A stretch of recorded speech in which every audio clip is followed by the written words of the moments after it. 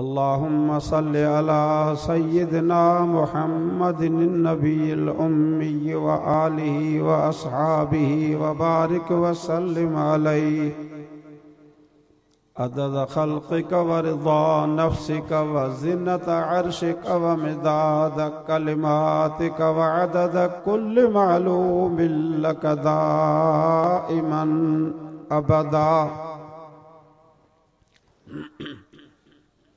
अल्लाहुम्मा सल्लि अला मुहम्मदिन व अला आलि मुहम्मद कमा सल्लैता अला इब्राहीम व अला आलि इब्राहीम इन्नका हमीदुम मजीद। अल्लाहुम्मा बारिक अला मुहम्मदिन व अला आलि मुहम्मद कमा बारकता अला इब्राहीम व अला आलि इब्राहीम इन्नका हमीदुम मजीद। प्यारा मुसलमान भाइरो, तवाई असां रसूलुल्लाह सल्लल्लाहु अलैहि वसल्लम जे ख़त्म नबूवत जे शान में ही कोठायल प्रोग्राम में तवां सां गॾु थिया हूं। उन महबूब मोहम्मद करीम सल्लल्लाहु अलैहि वसल्लम जी तारीफ़ शान ऐं मान क़ुरान पाक जे रोय सां ऐं हदीस मुबारक जे रोशनाई में उलमा किराम जे ज़ुबान मुबारक मां ॿुधी करे पंहिंजे ईमान खे ताज़े करण जे लाइ हिते गॾु थिया। पूरी कायनात अॻियां पोयां नबी वली गौस कुतुब शाइर आलिम गॾु थियनि ऐं मुंड खां वठी जीअं जो महबूब मोहम्मद करीम जी तारीफ़ थींदी आई आहे, कंहिं बि तारीफ़ करे पूरो न कयो आहे। कंहिं बि मौज़ूअ ते, कंहिं बि शइ ते, छो त हिकिड़ी आहे इंसान ज़ात जी तारीफ़, ॿी वरी तारीफ़ आहे जेका रब्बे ज़ुल जलाल खुदा पंहिंजे महबूब मोहम्मद करीम जी साराह ऐं जेका तारीफ़ कई आहे त दुनिया में मख़लूक कहिड़ी करे सघे। महबूब मोहम्मद करीम जी तारीफ़ करे त खुद खुदा करे न, वरी खुदा जो हम्द ऐं खुदा जी तारीफ़ करे त मोहम्मद मुस्तफ़ा करे। अल्लाह तबारक व तआला जेका तव्हां असांजे सरदार हज़रत महबूब मोहम्मद करीम सल्लल्लाहु अलैहि वसल्लम जी तारीफ़ कई आहे, दुनिया उन जी पूरी नथी करे सघे, पर कंहिं पासड़े में नथी पहुचे।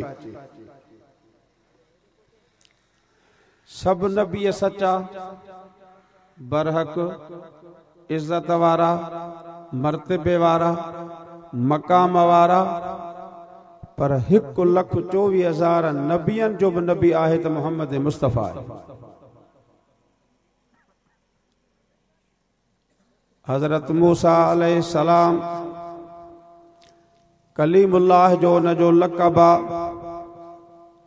उलुल अज़्म नबिया रसूल भी आहे।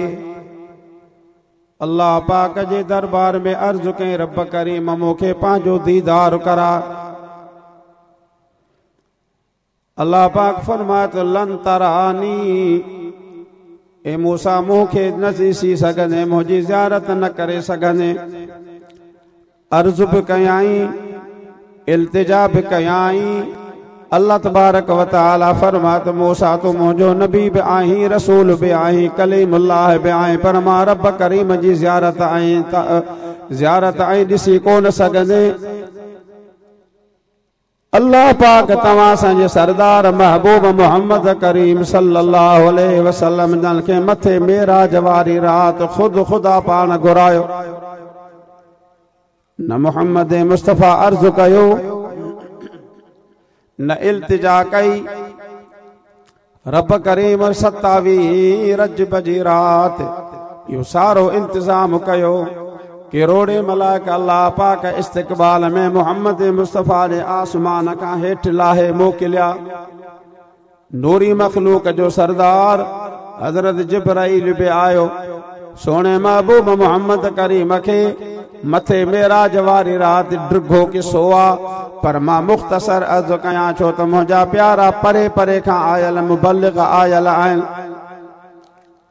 नबी अलैहिस्सलातु वस्सलाम जन बैतुल मुक़द्दस में पहुता 1,24,000 नबी उते मौजूद हुया। हर एक जे पंहिंजे तबीयत में इहो ख्याल हुयो आदम अलैहिस्सलाम जे सोच में हुई तो मां पूरे आदम जो अबो आया शायद मुखे इमामत मुखे करानी पवंदी।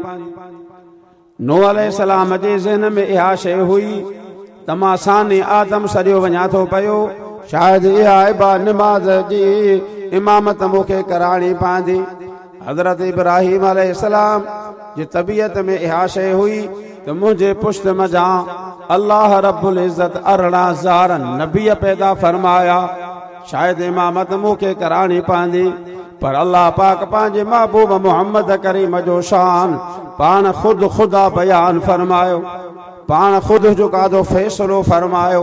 हजरत जिब्राइल अलैहिस्सलाम के अल्लाह जो हुक्म थियो ओ मुझा जिब्राइल जै जगह ते मुझो सुनो महबूब मोहम्मद करीम हूंदो ॿिया माण्हू त पंहिंजे जगह ते वलियत पंहिंजे जगह ते गौसत पंहिंजे जगह ते पूरी दुनिया जा इंसान पंहिंजे जगह ते पर नबी बि छो न हुजनि जेकॾहिं इमामत जो हक़दार आहे मुझो सुनो मोहम्मद करीम सल्लल्लाहु अलैहि वसल्लम आहे ॿियो जो शान न आहे। बहरहाल मथे वया अल्लाह पाक मूसा अलैहिस्सलाम के हुक्म फरमायो ओ मूसा पंहिंजी कौम वठी करे अच तूर सीना जबल ते आ मां तोखे रब करीम नुबुवत जो पैगाम ॾिया तोरे तोखे ॾिया। आखिरकार आया आहिनि अचण खां बाद में अल्लाह तबारक व तआला फैसलो फरमायो इख्लाअन अलैक फइन्नक बिलवादिल मुक़द्दस तुआ ए मूसा मां तोखे खुद खुदा पान घुरायो आ अच त मां तोखे तोरे थो ॾियां जमात पंहिंजी वठी आ पर हाणे हीअ पाक वादी आ पंहिंजी जुती मुबारक ॿाहिरि लाहे करे पोइ तूं झुकादो तूर सीना जबल ते अच। वाह मूसा तुंहिंजो बि तूं बि नबी आ तू भी कलीमुल्लाह आ अल्लाह जो पैगंबर भी आई पर वाह महबूब मोहम्मद करीम सल्लल्लाहु अलैहि वसल्लम हदीस मुबारक में आए मेरा जवारी रात मुझो सोनो महबूब मोहम्मद करीम जंहिंजे तारीफ़ में जंहिंजे ख़त्मे नुबुवत जे सिलसिले में ही तव्हां सां गॾु थी करे पंहिंजे ईमान खे ताज़े करण जे लाइ असां गॾु थिया आहियूं। अल्लाह पाक फरमा मुझा महबूब मोहम्मद करीम हो मूसा अलैहिस्सलाम आ मूसा कलीमुल्लाह या तू मोहम्मद रसूलुल्लाह या मां तुझो इंतजाम कयो आ तू पंहिंजी जुदी मुबारक कदमन में भरे करे पार पाए करे तू अच मथे अर्श जे मथां जो जुती मुबारक सां गॾु कदम रखियो त जुती मुबारक जे शान जे सदके में मुंहिंजे अर्श जी अञा इज़त मथे थी वञे। इहो आहे मोहम्मद मुस्तफ़ा जो शान। अल्लाह पाक पंहिंजे सोने महबूब मोहम्मद करीम के फरमायो मुझा महबूब मोहम्मद करीम मां तोखे उत घुरायो आ जंहिं जगह ते न को फौक आ न को तात आ न को ॾखिण आ न को उत्तर आ न को ओलह आ न को ओभर आ हिक खुदा जी ज़ात आ ॿियो सोनो महबूब मोहम्मद करीम आ मुंहिंजे रब करीम तव्हां असांजे सरदार आमिना जे लाल नबियन जे भी नबी जंहिंजे सदके में अल्लाह तबारक व तआला ही पूरी कायनात खुदाई पांजी पैदा फरमाई। अल्लाह तबारक व तआला फरमा मुझा महबूब मां तोखे उते घुरायो कंहिं बि सवाल खे नबियन मां कंहिंजी नज़र बि हिते कान पाती आहे। पोइ अल्लाह पाक फरमा वरफअना लक ज़िक्रक ए मुझा सोना महबूब मोहम्मद करीम असां तुंहिंजे ज़िक्र खे बुलंद ऐं बाला कयो आ। हर नबीअ खे मां पंहिंजो इलाइक़ो मुक़रर करे ॾिनो कंहिंखे ज़िले में मोकिलियो कंहिंखे पंहिंजे ख़िते में मोकिलियो कंहिंखे पंहिंजे उम्मत ॾे मोकिलियो कंहिंखे पंहिंजे क़ौम ॾे मोकिलियो पांजे हिकड़े हिकड़े जगह ते अलाए केतरा केतरा नबी बि अल्लाह पाक जो पैगाम पहुचायो पर अल्लाह पाक फरमा मुंहिंजा सोना महबूब मोहम्मद करीम तू नबियन जो भी नबी आ मां रब करीम जो दादलो आ मां तुझो एडो शान कयो आ जंहिं जगह ते मां रब करीम जी रुबूबियत आ उते तो महबूब मोहम्मद मुस्तफाई आ अल्लाह पाक वरफ़अना लक ज़िक्रक अञा कहिड़ी ॻाल्हि कजे अल्लाह पाक फरमायो किताब लिखनि था बुज़ुर्ग ॿुधाईंदा आहिनि पूरी दुनिया जे रुई ज़मीन जे अंदर हज़ारे न लखे न करोड़े न अञा बि मथे अल्लाह तबारक व तआला जा घर रहनि जंहिंखे तव्हां सां मस्जिद सॼूं पिया जंहिंखे तव्हां सां बैतुल्लाह था सॼूं पिया जंहिंखे तव्हां सां जेको आहे अल्लाह जो घर सां मनसूब कंदा आहियूं अल्लाह पाक फरमायो मुंहिंजा सोना महबूब मोहम्मद करीम पूरी दुनिया जे तख्ते ते जंहिंजे अंदर मस्जिद जे अंदर मुअज़्ज़िन जेकन आज़ान चवंदो उन आज़ान में जेकन मूं रब करीम जो नालो वठंदो अशहदु अल्लाह इलाहा इल्लल्लाह त उन जगह ते उन मुअज़्ज़िन खे चवणो पवंदो अशहदु अन्न मुहम्मदर रसूलुल्लाह जिस जगह ते मुअज़्ज़िन जो कादो मुकब्बिर बनबो तकबीर चवंदो अल्लाह पाक फरमा जंहिं जगह ते मां रब करीम जो नालो जेकॾहिं वठंदो ऐं जेसीं ताईं तूं महबूब मोहम्मद करीम जो नालो न वठंदो त मुअज़्ज़िन जी आज़ान बि कान थींदी मुअज़्ज़िन जी तकबीर बि कान थींदी पर अञा अॻिते हलूं अल्लाह पाक फरमा मुंहिंजा बानड़ा इन आज़ान ऐं तकबीर खां बाद में जेका मस्जिद में अची करे मुंहिंजी इबादत कंदा आहिनि मस्जिदुनि में अचनि घरनि में अचनि बैठकुनि में अचनि बहिराड़ियुनि में अचनि जगहुनि ते अचनि पंहिंजा जेका जंहिं जंहिं जगह ते जमात जो टाइम अदा करणो पए थो त उते जेका अचनि था पिया सुन्नत पढ़े नफ़िल पढ़े वाजिब पढ़े फर्ज पढ़े अदा नमाज पढ़े कज़ा नमाज पढ़े मुंहिंजा सोना महबूब मोहम्मद करीम खुद मां रब करीम जी इबादत छो न हुजे नमाज पर अतहयात जे अंदर जंहिं जगह ते इहो नमाज पढ़ण वारो मां रब करीम जो नालो वठंदो अशहदु अल्लाह इलाहा इल्लल्लाह त उते इनखे चवणो पवंदो त अशहदु अन्न मुहम्मदन अब्दुहु व रसूलुहु जेकन इहो लफ़्ज़ न चवंदो त उन जी नमाज़ पूरी कान थींदी मुअज़्ज़िन जी आज़ान पूरी कान थींदी मुकब्बिर जी तकबीर पूरी कान थींदी उहा दुआ मूं वटि रब करीम वटि क़बूल कान्हे का जंहिं दुआ में तो महबूब मोहम्मद करीम जे मथां सलात शरीफ़ न पढ़े उहा महफ़िल ऐं मजलिस जो काज़ो मूं वटि बाबरकत कान्हे का जंहिं जगह ते तो महबूब मोहम्मद करीम जो ज़िक्र थिए ऐं नालो वटि जंहिं सलात शरीफ़ न पढ़ी वञे पोइ अल्लाह पाक फरमा वरफ़अना लक ज़िक्रक ओ मुंहिंजा सोना महबूब मोहम्मद करीम असां तव्हांजे ज़िक्र खे बुलंद करे छॾियो आहे अल्लाह पाक फरमा मुंहिंजा महबूब 1,24,000 नबियनि खे मां दुनिया में नुबुवत जो ताज ॾिनो आदम अलैहिस्सलाम खे तुंहिंजे सदके में नुबुवत ॾिनमि नूह अलैहिस्सलाम खे तुंहिंजे सदके में नुबुवत ॾिनमि इब्राहिम अलैहिस्सलाम खे तुंहिंजे सदके में नुबुवत ॾिनमि पूरी कायनात खे वजूद मिलिया तो महबूब मोहम्मद करीम जे सदके में मिलियो आहे अल्लाह पाक फरमायो वमा यंतिकु अनिल हवा इन हु इल्ला वहयुन यूहा अल्लाह पाक फरमायो त मुंहिंजो महबूब मोहम्मद करीम का बि ॻाल्हि पंहिंजे तरफ़ां न कंदो आहे जेका ॻाल्हि कंदो आहे त कलाम मां रब करीम जो हूंदो आहे ज़ुबान मुंहिंजे सोने महबूब मोहम्मद करीम जी हूंदी आहे सभु चओ सल्लल्लाहु अलैहि वसल्लम पाण फरमायूं त अल्लाह तबारक व तआला इन ज़मीन आसमान जे पैदा थियण खां अॻु में न सिज हुयो न चंड हुयो न आसमान हुयो न हवा ही न जबल हुया न वण हुया पूरे खुदा पंहिंजे खुदाई कायनात अञा कान जोड़ी ही नबियत अलाए कॾहिं जो काज़ो बाद में पैदा थिया अल्लाह पाक इन कायनात जे जोड़ण खां अॻु में 2,500-3,000 वर अॻु में अल्लाह पाक पंहिंजे ज़ुबान कुदरत सां कुरान पाक में जा सूरत ताहा ऐं सूरत यासीन जी तिलावत करण फरमाई मलाइक पैदा थियल हुआ। मलाइकन रब्बे ज़ुल जलाल जे डायरेक्ट उन जो कुरान पाक तिलावत करे ॿुधण वारे बाद में उन टाइम का बाद में जने अल्लाह तबारक व तआला जो कलामुल्लाह पांजे रब करीम जे ज़ुबान कुदरत मां ॿुधाऊं मुबारक ॾिनऊं।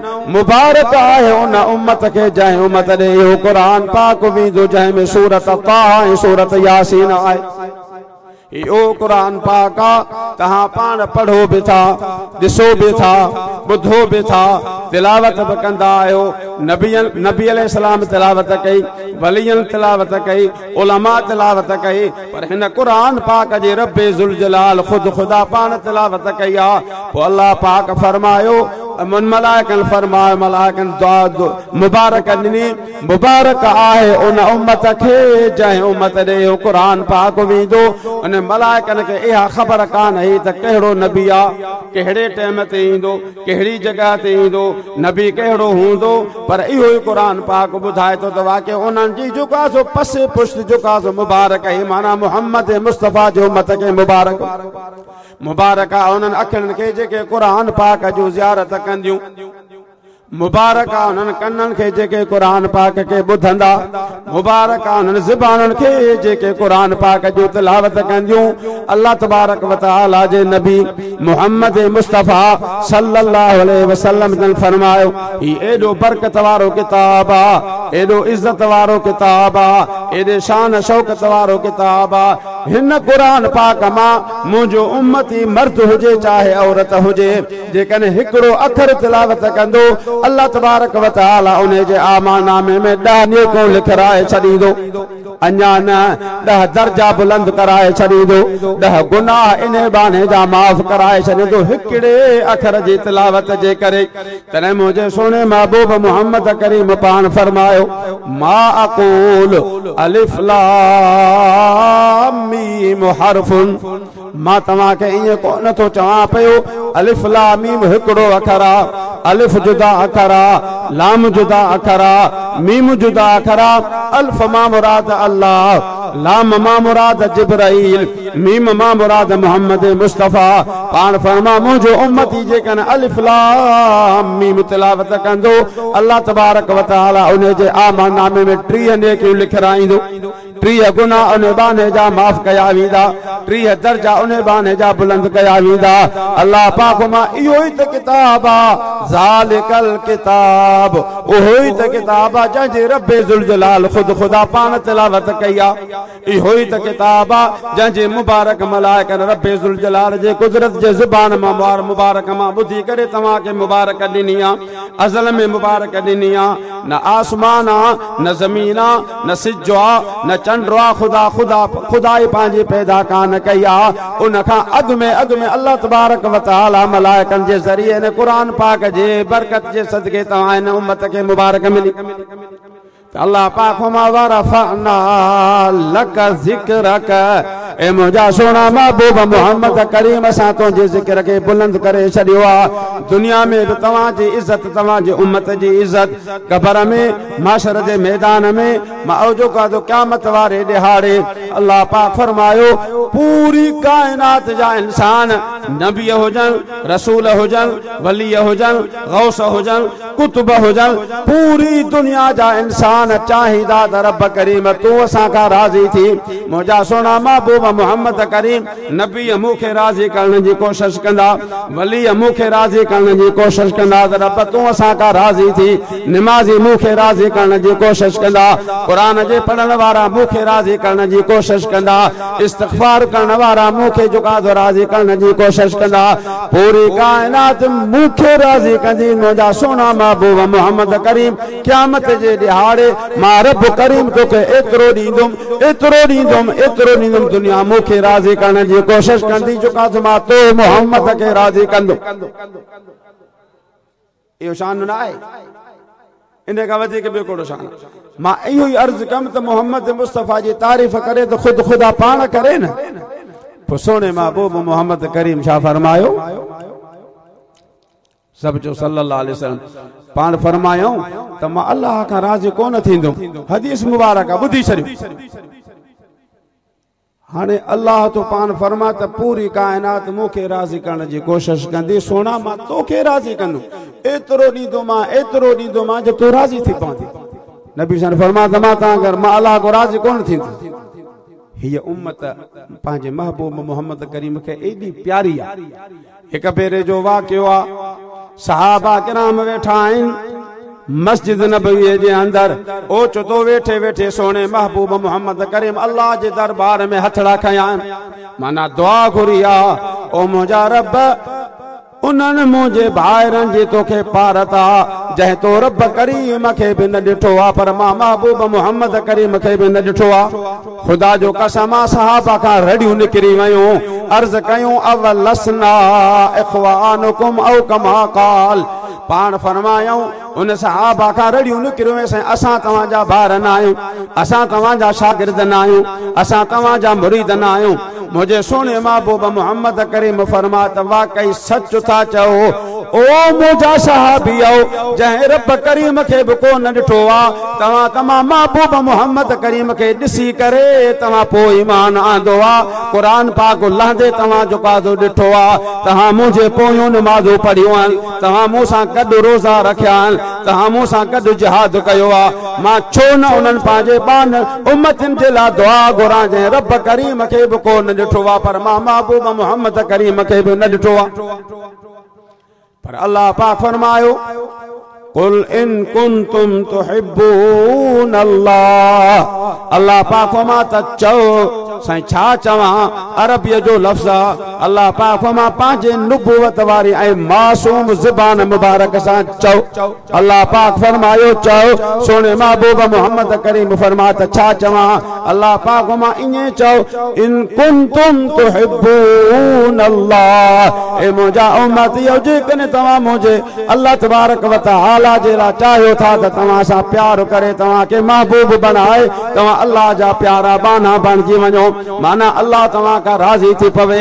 अल्लाह पाक मां तेसे ते राज़ी कोन थींदो, मां इन्हनि पंहिंजे तुंहिंजे उम्मतुनि खे पंहिंजे बाननि खे पंहिंजे प्यार ऐं मोहब्बत जे ज़ुमरे में कोन आणींदुमि जेसीं ताईं तो महबूब मोहम्मद करीम सभु सल्लल्लाहु अलैहि वसल्लम जी ताबेदारी न कंदा। नमाज पढ़ण जी तो मोहम्मद मुस्तफ़ा खे सेखारियो आहे। ईद मिलादुन नबी ईअं मल्हाइण जो तो महबूब मोहम्मद करीम जो फरमान आहे, तुंहिंजे सहाबा मल्हायो आहे। रोज़ा ईअं रखण जे तो महबूब मोहम्मद करीम जो काज़ो रखिया ऐं रखी ॾेखारिया। हर जंहिंजो नालो इबादत आहे, जंहिंजो नालो नेकी आहे, जंहिंजो नालो बंदगी आहे। अल्लाह पाक मां 24 कलाक इबादत कंदे कंदे उन्हनि जी जुकादो ज़िंदगी गुज़रे, पर जेसीं ताईं का बि इबादत उन्हनि जी तुंहिंजे सुन्नत मुबारक ॿाहिरि आहे त मूं वटि क़ाबिल क़बूल कान्हे का।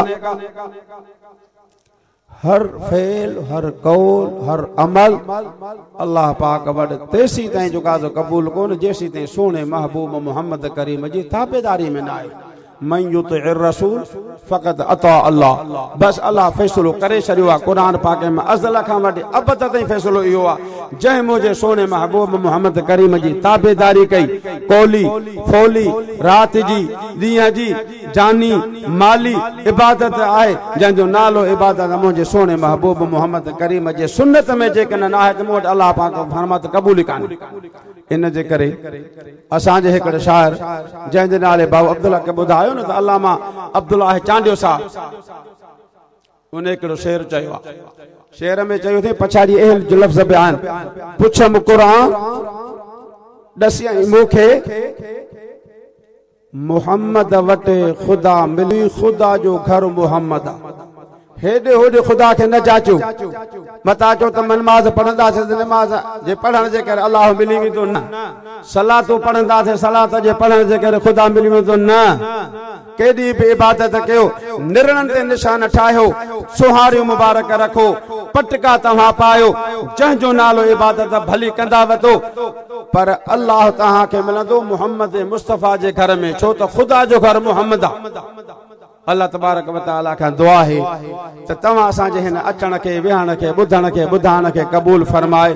छो त असांजो ॿियो को बि दुनिया जो गर्ज़ गायत कोन्हे न, इहो ई गर्ज़ आहे त रब तुंहिंजी बि तारीफ़, तुंहिंजी वहदानियत, तुंहिंजी जुकाज़ो बुज़ुर्गी ऐं तुंहिंजे महबूब मोहम्मद करीम जो उलमा किराम तुंहिंजे क़ुरान पाक जे रोज़ सां तुंहिंजे महबूब जे फरमान जे रोज़ सां असांखे ॿुधाईंदा। घर छॾे, मिट माइट छॾे, आराम छॾे, नरम ऐं गरम बिस्तरा छॾे हिते पहुता आहियूं। अल्लाह में उम्मीद बि आहे, वरी बि अर्ज़ु कनि था त रब असांजी विख विख जुकाज़ो पंहिंजे दरबार में मक़बूल ऐं मंज़ूर फरमा। आखिर दावाना अनिल हम्दुलिल्लाहि रब्बिल आलमीन व मा अलैना इल्लल बलागुल।